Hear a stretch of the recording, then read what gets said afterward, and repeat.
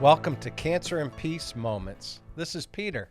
These moments are 15-minute clips of the larger episodes. Blessings. Yeah, thanks, Sean. It's an interesting topic for sure. I think that as I look back at the last 17/18 years, and it started in 2005 after a year of not feeling well and having blood in my urine, and then finally getting a diagnosis of bladder cancer with 5 tumors in my bladder, and then having my bladder removed with the prostate parts of the ureter down at Memorial Sloan Kettering in a long surgery, and then having those parts, the bladder and the ureters, replaced with intestinal tissue. This sort of, was a big major surgery for me. I think before that space, before the time of hearing that you have cancer, and then even before the time of you have high-grade cancer, and this could potentially take your life. If it's outside the bladder area, you won't live long.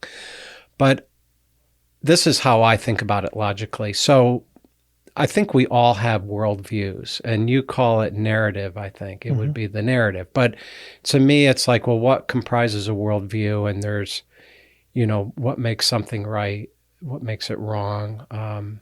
Where does a human being come from? And what happens after death? Sort of all these questions that are asked as to what is the makeup of somebody's worldview. And I think for me, getting a cancer diagnosis back then at the age of 43 was something that shook my worldview. Like what do I really think? And I had sort of this Christian worldview, and that's because I was traveling in those circles. I was a Christian, still am, but and so certain aspects of that worldview were shaken and challenged. But I think that I would rally. It would take me a long time to recover from major surgeries. I'd get back to work, have another issue, have to go in for surgery, blah, blah, blah. So that pattern of sort of getting a cancer diagnosis, surgery, going back to normal life, so to speak, happened for about 10 years. And then I was faced with my 14 surgery, which I've talked about a lot on these podcasts. And in my 14 surgery, the difference was that the cancer was much worse. And it was all throughout the area and outside of the region, which they would call metastatic high-grade bladder cancer. And in those days, it had a 5% survival rate. And I remember, first of all, not expecting that news at all. But after a 10-hour surgery with 3 surgeons and being in ICU, and I remember my head surgeon, who's very honest and direct. I'll be seeing him next month. He's going to do a surgical procedure on me. And he came into my room, sat next to me, and said, "This is much worse than what we thought." And he said, "You're going to need a high-powered chemo," because I know there's no such thing as margins with this. We couldn't we had to just extract cancer where we could. It was wrapped around your aorta. It was all throughout the ureters. It was all in that area and outside of it. So he said, "You're going to need a high-powered chemo," but my kidneys had also been damaged because of the tumor. So I wasn't going to be able to receive the high-powered chemo. I think he knew that in the back of his head, but later on, 3 major cancer centers said, no, we can't give you the high-powered chemo because it would have destroyed any kidney function that I had left. But anyway, in that place, in the hospital, in ICU, my situation personally was that, first of all, I had a huge incision abdominally, vertically down, with tubes coming out. They have to do drainage, everything, tubes coming out, NG tubes everywhere, Foley catheter, or just tubes everywhere. And I knew that when I looked down at my body, it's like, this thing's crushed. This thing, I don't know if it's going to come back from this. And the implication was, you're not, you're going to go into an end of life. eventually, but it'll probably happen sooner rather than later. So my physical body offered me no hope. It was a failed system. And I also thought about the fact that in every area of my life, because I did this quick analysis, I'm not going to be able to practice law anymore. I'm not going to be a moneymaker for my family. I'm not going to be able to provide. My marriage was already struggling, which I knew. That relationship did end in divorce years later, but it was at a point of deep struggle. My kids, they were not old yet. They were still doing their life struggles and that sort of thing. So I kind of went into the father, husband,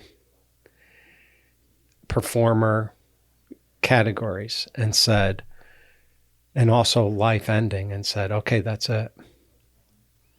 I am in a place of nothingness. I am in a place of complete emptiness. I have nothing to offer. And it looks like my life is over. So that was the place of ashes for me.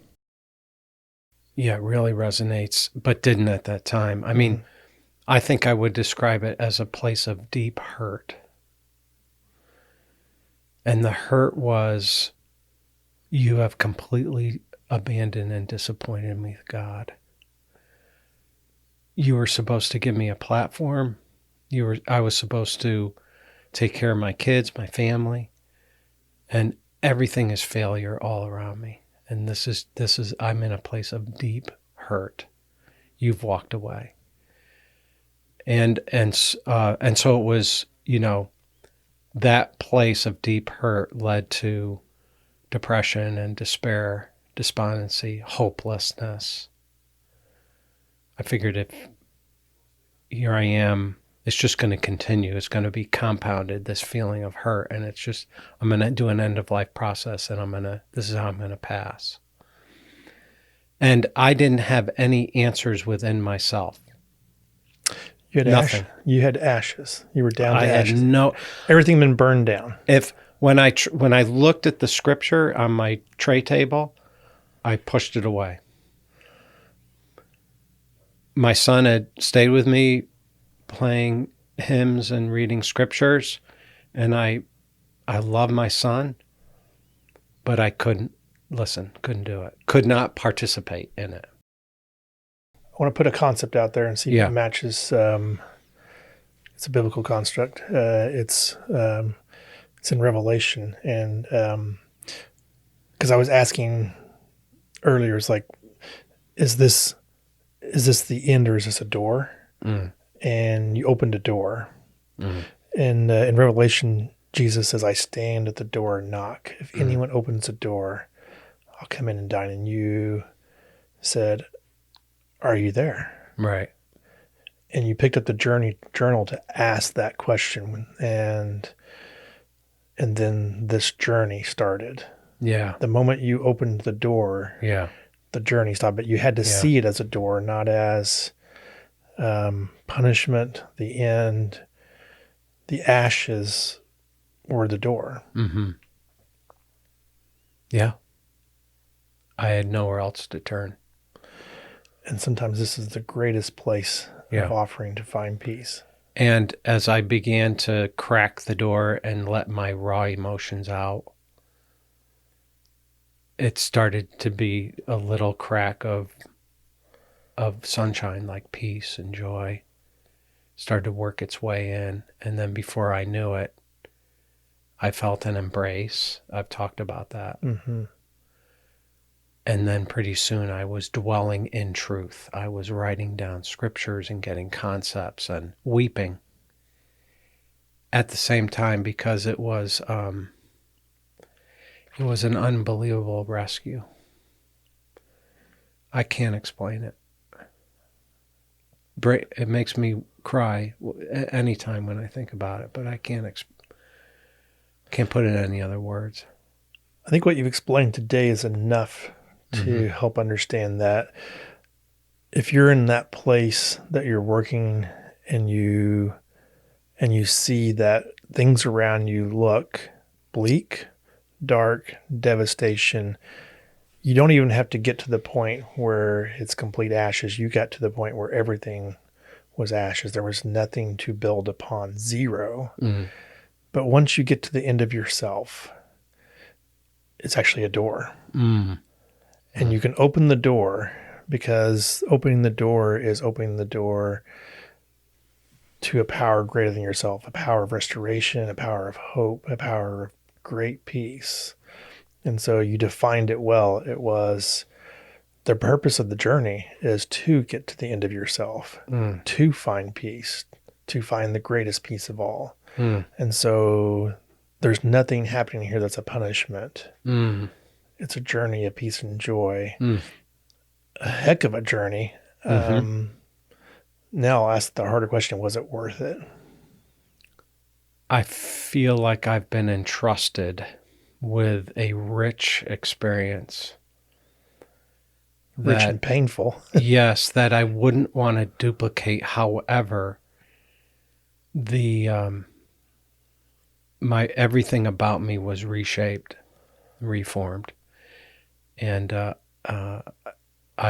I'm very thankful for the nuggets that I've taken away from this journey. Absolutely thankful, and I don't know how long it's going to last inside this earth skin, but I'm thankful for what I've gone through. Thank you for listening. Have a great day. Blessings.